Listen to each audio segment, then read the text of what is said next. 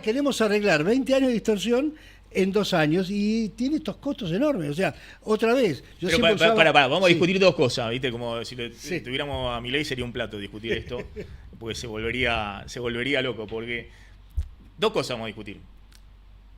Es obvio que Argentina fabricando aluminio, siderurgia, fue una construcción estatal, porque la Argentina tenía, está muy bueno el libro de Liachi Gerchunov, Argentina tenía tantas ventajas comparativas en el sector primario que no había forma de desarrollar un sector de industria pesada.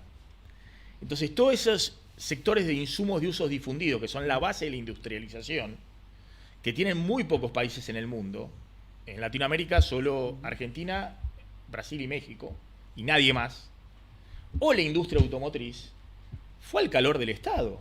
Es obvio, porque si no hubieses tenido solo campo y agroindustria, no hubieses tenido otra cosa. Entonces, los que dicen, bueno, ¿y por qué no hicimos Australia? Y bueno, porque Australia tiene un territorio más grande que la Argentina y tiene menos de la mitad de la población. Y nosotros tenemos que poner 50 millones de ñatos en alguna actividad. Y la Argentina desarrolló, con sus más y con sus menos, industria. Terminales automotrices, fabricación de auto, 3 países en Latinoamérica. Creo que hay 30 en el mundo, nada más. Entonces, primera discusión. Yo te planteo eso. Obvio que si es por el mercado, y más en estas condiciones, todo eso desaparece. Sí, pero vos fíjate que las automotrices finalmente le encontraron la vuelta. Que es decir, la exportación. Yo produzco un solo producto con escala suficiente para América Latina, también bajo ciertos arreglos, y con eso soy competitivo y importo lo demás. O sea, el problema de Argentina es que esa decisión no fue una decisión estatal, fue una decisión estratégica de empresas en algún lugar del mundo, digamos, que a la luz de cierto esquema de protección funcionaron. O sea, lo que debió haber sido el secreto asiático fue que armaron empresas para exportar. Pero pará, entonces, no para primera discusión con vos, sí. Un liberal clásico. Sí. Sacame lo liberal clásico porque ya me quedé superado por todos los liberales que hay ahora, digamos. Pero bueno, te lo acepto por un rato. Sí, hoy Milei te diría, sos un neoclásico que está contaminado por cuestiones keynesianas. Un neoclásico comunista, digamos. Pero Argentina tiene que tener industria automotriz, industria textil, aluminio, metal mecánica, todas las industrias que tiene Argentina y no tiene, por ejemplo, ni Chile ni Uruguay. Bueno, vamos a ponerlo así. Sí. Si yo tuviera que diseñar Argentina de cero, te diría, no, flaco, hagamos las cosas que podemos hacer y desarrollemos y busquemos la cadena de producción y usemos el petróleo, el gas, bueno, todo eso. Ahora los tenemos. Entonces vos tenés que decir, bueno, ¿cómo se reconvirtieron los que tuvieron? Las automotrices fue fácil. Dijeron, muchachos, acá hay que hacer escala. Solo puedo competir si hago un solo producto, me reservo el mercado con mis socios, digamos, obviamente, en el resto del mundo, y yo hago un solo producto competitivo. Argentina produce pickups. Es el único, bueno, hay ahora algún auto, pero digamos, su gran especialización es lo que llamábamos pickup, ese tipo de vehículos. Es seguramente el segundo o tercer productor del mundo de estas cosas, no me acuerdo ahora el número. Y lo vende competitivamente, por supuesto, cuando se mete el Estado argentino, ingresos brutos, perdés competitividad, pero hoy la exportación es de todo el mundo. Bueno, ¿en qué otros lugares podemos tener ese tipo de escala? Vos decís electrodoméstico. Bueno, a lo mejor si yo produzco un único modelo de invento, de heladera, o de lavarropa, o de lo que cuerno sea, o de televisor, puedo ser competitivo en ese único modelo, complemento con lo otro. Y así en textiles no vas a competir, no podés hacer remeras con los vietnamitas, digamos, con los tailandeses, no hay forma. Entonces vos podés hacer, algunos te dicen, bueno, pero hagamos cosas de lujo, de moda, de baja escala, de poca producción, de nicho, digamos, ¿no? Bueno, puede ser, yo no entiendo nada de esos temas, pero supongamos que podría ser. Ahora, el problema central que tenés, otra vez, es que esta transición tiene costos. Entonces vos tenés que decir, bueno, primero, si voy a hacer un esquema de especialización y de ayuda a las empresas, me tienen que rendir cuentas. Hay que poner vos fíjate, ahora tenemos un régimen especial, porque en el fondo en la Argentina el solo se RIGI invierte. es un régimen especial. Todos son regímenes Es un especiales. traje El RIGI medida, es un régimen especial, ahora vamos a tener el RIMI, que es el para inversiones medianas. Tenemos todos los días tenemos. Tierra del Fuego. Entonces, tenés Tierra del Fuego. Algunos le dicen de los liberales, le dicen a Milei, che, pero ¿cómo? Kachanowski le dice, pero mantenés Tierra del Fuego. Mantenés Tierra del Fuego, más allá de Chernahovsky y Caputo, el primo. Dice, ¿cómo mantenés Tierra del Fuego? Entonces el gobierno, muy astuto, agarra y dice, no, bueno, es que eso queremos para toda la Argentina, sin impuestos para toda la Argentina. Sí. Está muy bien.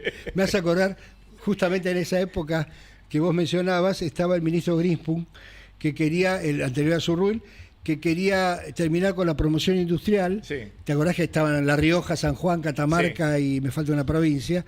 Y decía que la forma de terminar con la promoción industrial es que todas las provincias tuvieran promoción industrial, que es lo mismo que nada. No, pero yo te decía, la gran diferencia en los regímenes especiales del mundo es que se rinde cuentas. Sí. O sea, ahora tenemos el RIGI. El RIGI dice, hay una empresa que dice, yo voy a invertir 2.000 millones de dólares y me va a dar libre disponibilidad de la divisa, etc. Con lo cual no sé cuánto va a quedar. Pero la inversión de 2.000 millones de dólares, ¿qué me genera de resultado? Porque yo no quiero controlarte los 2.000 millones de dólares que pones, quiero controlarte lo que te comprometes a dar. Y si no lo das, ¿quién lo va a controlar? ¿Quién maneja esa historia? O sea, esto ya, no me sale la palabra en inglés, accountability, digamos. Sí. Flaco, vos tenés que medir y dame un resultado, porque en el fondo cuando se empieza... Pero te pongo más fácil desde el punto de vista del esquema y lo enganchamos con la macro, ¿no? Hay un argumento que para mí, que es un poco el que hacen Liachi y Gerchunov, que dicen, la Argentina vivió o intentó vivir siempre en un modelo de tipo de cambio bajo con proteccionismo. Y eso requirió 2/3 partes los últimos 100 años tener controles cambiarios. Justamente tenías cepos para tener un tipo de cambio bajo, para tener alimento barato, y tenías proteccionismo porque como tenías escasez de divisa tenía que decirle a quién qué importa, qué no importa. Y eso desarrolló la industria. Y el tema está bien, Argentina necesita más apertura, pero apertura con un tipo de cambio bajo, o por lo menos no un tipo de cambio de mercado, porque entonces, pero ¿cómo no es un tipo de cambio de mercado? Porque le pusiste las banditas, le mantenés el cepo, la restricción cruzada, toqueteas acá. Sí, bueno, pero antes de contestar la pregunta, volvamos a lo de Liachi y Gerchunov. Sí. Ese modelo fracasó. El tipo de cambio bajo con proteccionismo, sí. O sea, vos decís, bueno, hicimos el tipo de cambio bajo, proteccionismo, qué sé yo, dale, fenómeno, nos va bárbaro. No, ese modelo creó estancamiento, caída del PBI, salarios bajos. El de los 90 también fracasó, con tipo de cambio bajo y apertura. No, yo te lo voy a poner al revés. Vos fíjate, mirá, tipo de cambio fijo, ¿no? Claro, mirá las dos cosas de Argentina.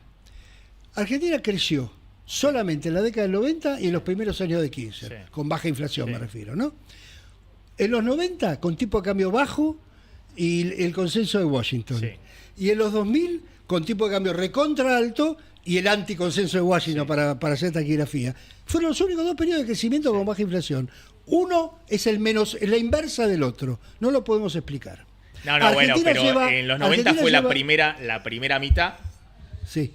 Y ahí con Kirchner fue la primera mitad. Claro, pero la segunda mitad de los 90, cuando mantuviste el tipo de cambio fijo y se dieron vuelta los capitales, ajustaste por cantidad, digamos. Trataste de hacer la deflación de precios y salarios. Y el kirchnerismo hizo lo mismo. O sea, la primera mitad de los 2000 fue exactamente al revés, y cuando empezó a volver a desajustarse, a desequilibrar, a gastar y qué sé yo, a aplicar el modelo de tipo de cambio bajo y qué sé yo, fracasó. Ahí vienen los 2 fracasos. Pero hay algo peor todavía, y después lo engancho con la macro, con el tipo de cambio. Desde el año, bien medido, ¿no es cierto? Porque depurado de Moreno. Macri también ensayó tipo de cambio bajo y apertura. Sí, pero Macri en un contexto... Y digo tipo de cambio bajo porque usó un esquema, el carry trade y demás, de tasas altas en términos de dólares, digamos, ¿no? Era pero Macri no tuvo crecimiento. tuvo crecimiento en el un año, o sea, 2017. no te da un periodo. No te da un periodo. Y tuvo déficit fiscal durante Sí, bueno, por supuesto. No, pero yo te quería decir, desde el año 2011, más o menos, 2010-2011, bien medido otra vez, depurado de Moreno y como se puede, Argentina tiene una tasa de inflación promedio del 2% mensual. Saltó al 4 o al 6 cuando tenés una crisis cambiaria y después, bueno, con Massa, con lo que hicieron Massa, Fernández, el Banco Central fue un desastre, entonces, bueno, se te fue al demonio. Pero vos tenés que explicar 2% mensual de inflación, con política monetaria activa, cepo y desastre y déficit fiscal, y tenés que explicar 2% mensual de inflación con superávit fiscal, política monetaria inversa y digamos o sea, es una cosa o sea, es un misterio que los economistas nos debemos una buena explicación. O sea, muchachos, explíquenme cómo con el modelo de Menem se creció y con el antimodelo de Menem se creció. Con la política monetaria de Marcó del Pom, no estoy haciendo personajes, sino para ponernos en esquema, y con la política monetaria de Prat-Gay, y con la política monetaria, Prat-Gay estaba en otro lado, la política monetaria de Marcó del Pom, y con la política monetaria de Sturzenegger, para usar un ejemplo, la inflación fue 2% mensual. Y con la política monetaria de Bausili es 2% mensual. Entonces, decir, flaco, acá hay que mirar, tenemos un tema... Algunos decían, estará en el agua el problema. Puede ser. A ver, le abro a Martín y a Juan Pablo. ¿Hay alguna novedad? Sí, me dejas decir dos noticias importantes. Sí. Una tiene que ver con el Fondo Monetario Internacional, que se pronunció después de la misión en la República Argentina. Es importante porque, bueno, se metió en el debate justamente de lo que estábamos hablando.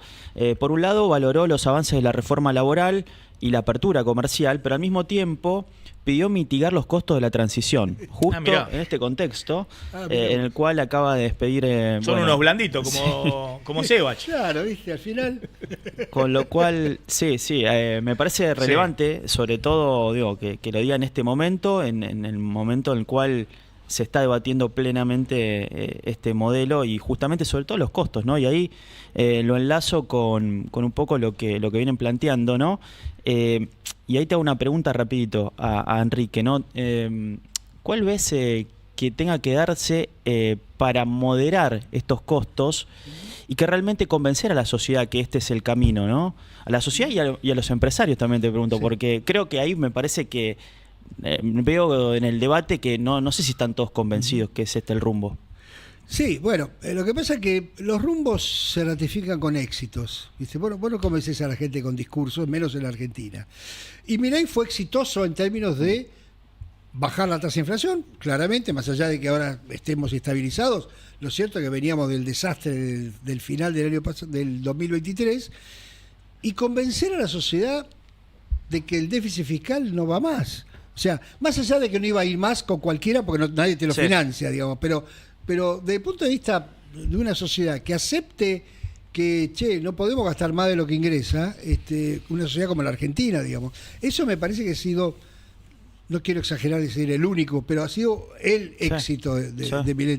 Ahora, a partir de ahí, te encontrás con esta historia que decís, bueno, muchachos, está fenómeno, pero para ser, yo te creo. Está bien, Javier, la verdad, suponete que un empresario se sienta frente a Milei y le dice, Javier, Javo, don presidente, como le diga, no sé cómo le dicen los empresarios. La verdad que ahora sí te creo. Ahora te creo, yo estuve esperando porque no sabía si ganaba la elección, si no la ganaba, qué venía con la oposición. Ahora te creo. Ahora, tengo que hacer la transición. ¿Qué voy a hacer en el ¿Qué me das en el medio para esto? Este ingreso, vos me tenés que bajar ingresos brutos, las retenciones y el impuesto al cheque. ¿Me sacás esas tres cosas? ¿Vos sabés que Espera, déjame terminar el diálogo. ¿Me sacás esas tres cosas? Y mantener el superávit fiscal. ¿Y yo cómo hago? Te podrá decir Milei. Y bueno, de la misma manera que yo te puedo decir, ¿yo cómo hago con esas cosas para competir? Entonces, flaco, tenemos que ponernos de acuerdo en esa historia. Argentina tiene un superávit fiscal artificial. porque está sostenido en impuestos que tenés que sacar, nacional y provincial, ¿no? Está sostenido en impuestos que tenés que sacar y tiene un gasto que no focaliza. Y si vos tenés un gasto que no focalizás, no hay forma de arreglar esta historia en términos de gasto público, que es un problema de la sociedad argentina, no solamente del gobierno. No, y tenés cero obra pública.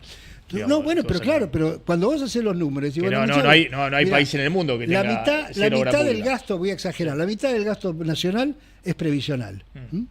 Ahora, ¿cómo lo estás compensando? Y les pago un bono. Ahora, el bono se lo pagás a la persona que lo necesita y se lo pagás a la persona que entró por moratoria de Barrio Norte, de Recoleta, y que usa el bono para pagar las cuotas del country. Digamos, Argentina no puede vivir con este gasto público así. Es decir, después de 2 años se va a focalizar el gasto en electricidad. Bueno, esa focalización de electricidad hay que hacerla en el gasto social, en las jubilaciones, en todo, en la educación. Es decir, no tenemos fondos para todo eso. Y no podés competir. Se apagó el monitor acá. Y no tenemos forma de competir en ese contexto. Porque cuando vos decís, bueno, olvidémonos de China.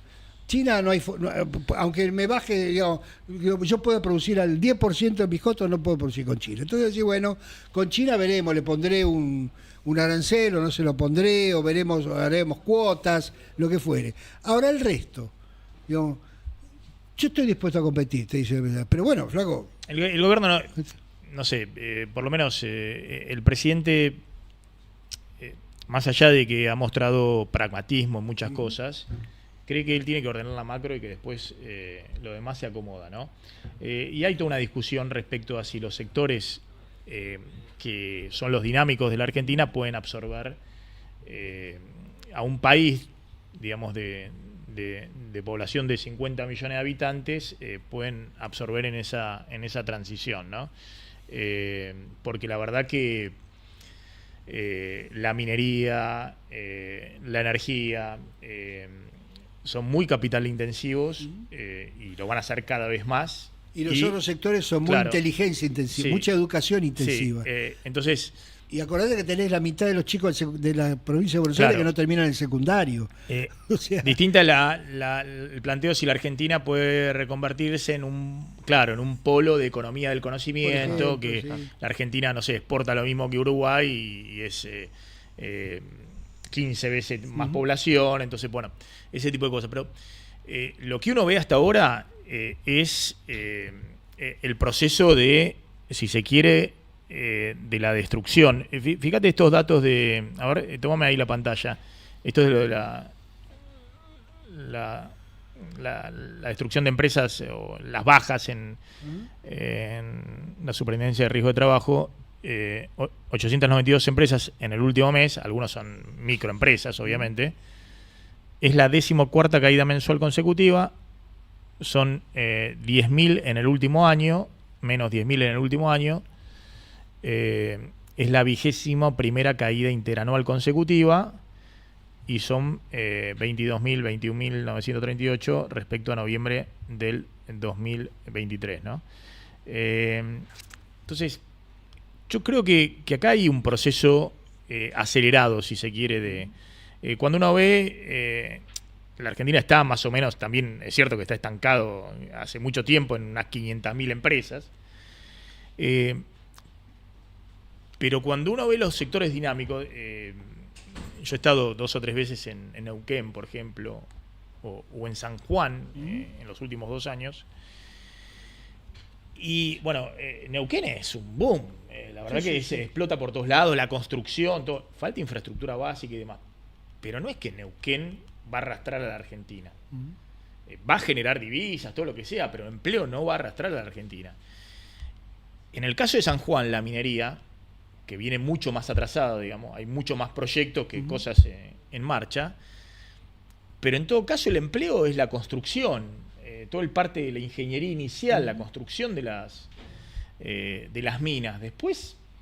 todo capital... Y hasta por ahí nomás, porque los galpones los importan de China. Bueno, eso es lo otro que te quería decir. La Argentina es cierto que no ha arrancado por primera vez en este plan de estabilización, a diferencia de todos los previos, la convertibilidad, lo que pasó después del 2001 y demás, no arrancó la construcción. Sí. Y la construcción es un gran dador de empleo. Ahora, yo conozco desarrolladores inmobiliarios, me lo han mostrado, he ido, lo he visto, no lo podía creer, que están construyendo edificios de primera calidad con los bloques que vienen de China. Es como un mecano, le ponen el cemento adentro, pero y todo el material eléctrico ya está. Esto permite ahorrar y en un mes te pueden hacer un edificio. Es decir, y tienen las cuadrillas ya entrenadas, porque vienen con todo el manual aparte, viene todo el manual de procedimientos, es una cosa de loco. Entonces, a China no han ido solo los textiles. O lo escuchaba más temprano en el stream de Ahora Play al de Neumann, al de neumático, que obviamente ya viajó un montón de veces a China, o los de las automotrices. Han ido hasta los de la construcción. Y se están trayendo toda la tecnología que obviamente ahorra tiempo y trabajo, aumenta la productividad, parece. Sí, claro. Sí. Hay una discusión. Entonces, ¿qué hacemos con el tema del empleo? Claro, en los pero próximos... me llama la atención porque, otra vez, el gobierno que te diría, bueno, pero no bajaron los precios de los edificios hechos así.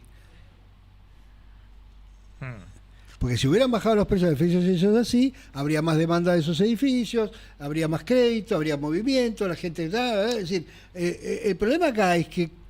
Son pocos los que tienen esta tecnología pero y el metro cuadrado lo están poniendo a un precio muy atractivo. El efecto distributivo, si se puede usar esa palabra media rara, de las ventajas de China, porque alguna ventaja tiene, no sé si se reflejan en términos de todos los precios, digamos, ¿no? Entonces, bueno, confieso que vengo estudiando este tema hace un rato largo y todavía es difícil encontrar una solución, porque no se la encuentra nadie, porque el nivel de productividad de los chinos no lo podés, no hay forma de igualarlo, y además no queremos, porque yo no quiero laborar 24/7, digamos, para equipararme, entre comillas, a un economista chino. Por suerte los economistas chinos no se meten con la Argentina porque no entienden, pero si no tendría competencia. No, pero eso va a ser reemplazado con la inteligencia artificial, ¿no? Por eso digo, a esto hay que sumarle que todavía no metimos en escena la inteligencia artificial. El tema tecnológico. Martín, métete un poquito. Sí, me gustaría tirar un ejemplo disparador. Por ahí no es el ejemplo más acertado, pero para que se entienda el concepto. ¿Qué le conviene más tanto al Estado nacional, el provincial o el municipal? Tener a FATE con los 900 empleados y no cobrarle ningún impuesto, nada, lo que sea, que tener ningún FATE, un playón en ese lugar y cobrar 0 impuesto, digamos. ¿Por qué ni siquiera se intenta? Dice, una cosa es proteger y decir, no puede entrar el neumático chino.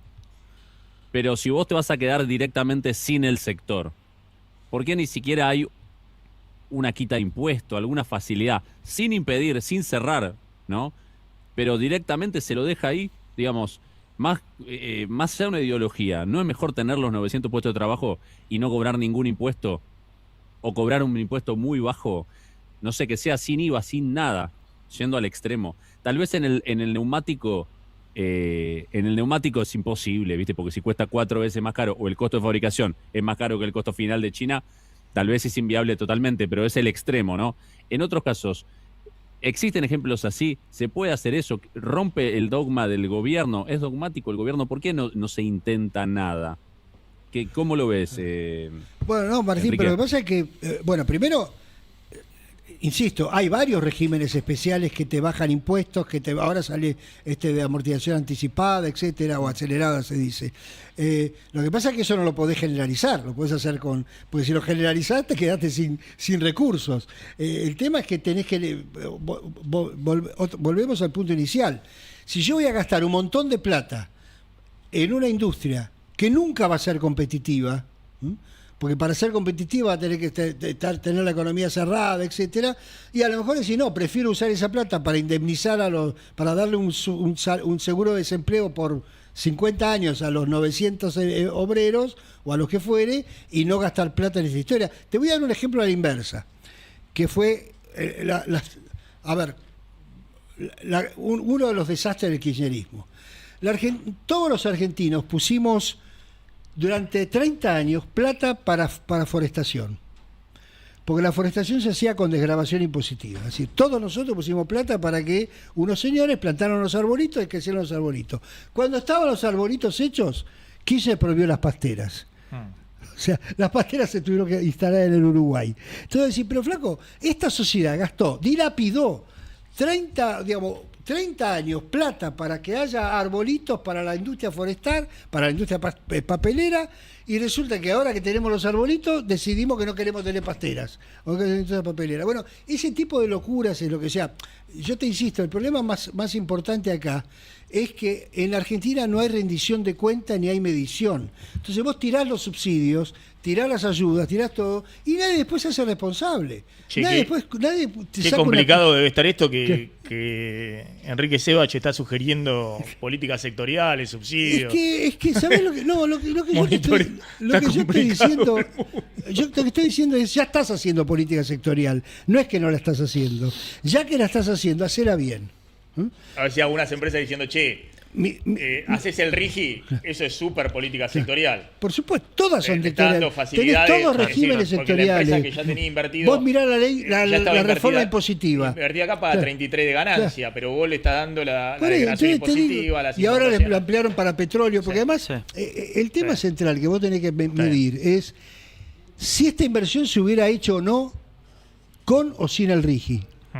Entonces yo te diría, mira, la inversión minera y probablemente no se hubiera hecho sin el RIGI, porque tenés que comprometerte 30 años, Argentina ya, no quiero usar palabras no televisivas, todavía tengo una vieja educación, ya jodió a medio mundo, digamos, a todo el mundo. Ahora, qué sé yo, la inversión en petrolera, ¿por qué ahora le tengo que dar facilidades si es un negocio? Y ya vinieron sin la facilidad, se pusieron acá, digamos, ¿no? Es decir, sí, le tenés que dar la libre disponibilidad de la divisa, ya se la diste, está bien, tenés que dar estabilidad fiscal, punto. Entonces, si vas a usar un régimen especial, el secreto del régimen especial es que lo puedas medir, que tenga responsabilidad el empresario que lo usa y que lo puedas castigar. Castigar no, obviamente no pasarlo por las armas, sino que puedas monitorear y sacar los beneficios. Entonces, ¿qué pasa? Cuando vos vas a monitorear y aparecen todo lo que ya sabemos, es decir, aparece la corrupción, aparece la ineficiencia del Estado argentino, aparecen los funcionarios que no saben ni qué tienen que medir, aparece una institución que están captadas, las agencias controladoras están captadas por los tipos que lo tienen que controlar, las aduanas, la aduana es porque además de China tenés el contrabando, tenés todo lo que pasa por todos lados, entonces el contrabando que se ha multiplicado, porque cuando vos obviamente cuando tenías la brecha cambiaria, y bueno, una barrera natural, porque los tipos que hacían contrabando tenían que entrar con un dólar carísimo, digamos. Pero ahora con la unificación cambiaria, si no controlás mínimamente, tenés un descontrol de contrabando. Es uno de los problemas, y yo creo que es uno de los temas también que han disciplinado precios en algunos sectores. Nos contaban ahí el fabricante de anteojos, digamos, dice, mi problema no es China en blanco, mi problema es los millones de pares que te cuento una cosa, que no puedo dar muchos nombres porque no puedo, pero una empresa de cable en algún lugar de la provincia de Buenos Aires, no importa, conozco a su manager, entonces me lo encontré en una fiesta de fin de año. Digo, bueno, ¿cómo va el negocio? Y dice, un desastre, dice. Entonces me imaginé, y claro, tal empresa te compite, viste, las grandes. No, hay empresas de cable todas todo en negro, toda la empresa en negro, los cables en negro, cobra en negro por aplicación. El intendente está metido, el otro está metido. Entonces yo no es que no puedo competir, voy a usar un nombre, no es que no puedo competir con Telecom, porque Telecom tiene promociones, que yo promociono un poco más abajo, un poco más arriba, nos peleamos el mercado. No puedo competir con una empresa que trabaja toda en negro. Toda en negro. En una televisión por cable que el tipo hace pozo, pone cable, no es que lo hago, ¿viste? No es que te mando cigarrillos de contrabando. Entonces, eso es un tema complicado. Para cerrar, y te agradezco, Enrique, que hayas venido acá al stream de Hora Play, me parece interesante estas discusiones, ¿no? que van más allá de la coyuntura. Está loco el mundo, digamos, ¿no? Está bastante loco, raro, ¿no? Está bizarro el mundo. Porque cuando nosotros decíamos el orden económico mundial que impuso el consenso de Washington, que es lo que impuso como un manual que en algunos países y le funcionó en el orden macroeconómico. Por ejemplo, Perú es el caso típico de eso, que hizo lo mismo que la Argentina, pero con otras secuencias, con un tipo nefasto como Fujimori, en el borde de la democracia y casi una dictadura, pero bueno, hubo un acuerdo básico y estabilizaron reforma constitucional, independencia. Ahora, también lo que tenía ese orden económico mundial era que había una Organización Mundial de Comercio, que si te entraban por debajo del costo de que se vendía en el mercado del exportador, había antidumpings. Pero bueno, hoy estás en un mundo en el cual China arrasa con eso, pues se metió en la Organización Mundial de Comercio, tanto así que Trump dice, que voy a poner un antidumping, esto que el otro, 50% de arancel, 100% de arancel. En ese mundo, a mí me consta, porque hay gente en el Estado argentino que han pasado profesionales formados en comercio exterior, más allá de los hechos que ha habido de corrupción, sabidos y demás, también defensa de la competencia y demás. Pero me parece que el gobierno no está mucho con la gestión. Hay un funcionario que va y recibe el rosario de lamento de todos los sectores, que es Pablo Lavigne. Pero la onda del gobierno es lo que baja, ¿no? Como, sí, es que... Entonces, y en ese mundo... claro, lo que pasa es que hay dos cosas, ¿no? Primero, volviendo al mundo, en el mundo lo que había que evitar era la ley del más fuerte, porque nosotros somos muy débiles, digamos, ¿no? Entonces, la Organización Mundial de Comercio, Naciones Unidas, bueno, todas las instituciones que surgieron en las últimas décadas, era el fuerte que se contenía. Decía, bueno, yo acepto las reglas, digamos, ¿no? Apareció un primer fuerte, que fue China, que dijo, más que regla ni regla, yo voy por este lado. Y apareció la contraparte, que es obviamente el gobierno de Trump, que hace lo mismo. Entonces ahora nosotros estamos a merced de la ley más fuerte y no somos los más fuertes, más bien somos los más débiles. Decidimos asociarnos con uno de los fuertes, digamos, ¿no? Que es este Trump. Bueno, es una decisión estratégica, me puede parecer razonable, digamos, porque digo, bueno, si no hay ley, viste, como me pongo cerca del matón del barrio para que me defienda, porque yo solo no me puedo defender. Ahora, en ese contexto, tenés que tener en cuenta que, digamos, no estás operando sobre un modelo o sobre una ecuación, estás operando sobre una realidad. Y esa realidad tiene empresas, tiene trabajadores, claro, tiene funcionarios, tiene un Estado que no funciona, tiene un montón de cosas. Entonces, bueno, en ese contexto tenés que tratar de convivir. No es fácil, es más fácil decirlo que hacerlo. Y a lo mejor, desde el punto de vista de la opción de, mire muchachos, que sea lo que sea, porque no tengo instrumentos para competir contra esto, es mejor que otras cosas. Pero lo cierto es que la Argentina, esa de la sustitución de importaciones, del tipo de cambio, no funcionó. Bueno, el gran temor ahora es que no funcione esto y que la culpa sea de lo que funciona bien, digamos, ¿no? Es decir, porque el problema de Argentina, que siempre ha explicado los fracasos por las cosas que funcionaban, no por las que no funcionaban. Como pasa ahora con la reforma o con la modernización laboral. No va a subir el empleo por la modernización laboral. Y entonces le van a echar la culpa, como en los 90, a que no sube el empleo porque la flexibilización laboral fracasó. No, lo que fracasó fue todo lo otro. Entonces, estamos en un problema muy complicado, que afortunadamente tiene solución, pero que hay que buscarlo. El gobierno ahora, vamos a contar un poquito, hay varias cosas que están pasando, pero claro, se tiró con todo con Madane, pues justo antes de discutir la reforma laboral. Sí. Madane llegaba a anunciar esto dentro de 2 semanas, cuando se aprobaba la reforma laboral. Era peor y era todavía. terrible, digamos. Sí, pues. sí. Además de ahorrarse unos mangos en indemnizaciones, el mensaje era, estaban esperando la reforma laboral para empezar, y daba una señal a todo el mercado, de decir, bueno, empiecen. Entonces, es complejo. Es complejo. Es muy complejo lo que está pasando y como siempre a problemas complejos no hay soluciones simples. Y me parece que el gobierno, y eso es lo que pensaba también, ¿no?